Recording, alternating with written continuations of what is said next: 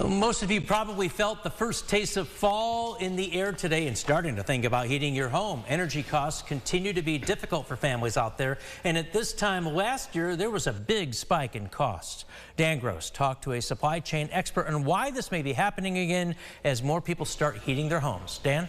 Hi there, John. Now, we put out a poll today on What's Up Rock. That's our segment on News 8 at Sunrise, and most of you who responded on social media said you put the heat on between 40 and 49 degrees. Well, our low temps are starting to be in that zone, and as we turn on the heat, we use more energy and, yes, spend more money. Now, a supply chain expert I spoke to today said we might be in for another rise in those energy costs.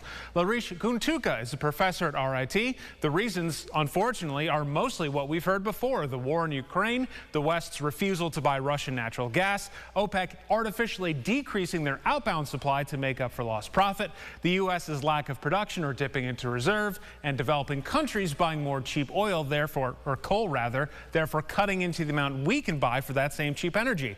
Admittedly, we don't have a ton of formal projections yet locally. RG&E tells me they're collecting that data now, as is National Grid, and they're looking to put those reports out sooner than later. And Guntuka tells me there's one key metric he's looking at that indicates whether or not we could be up for an increase.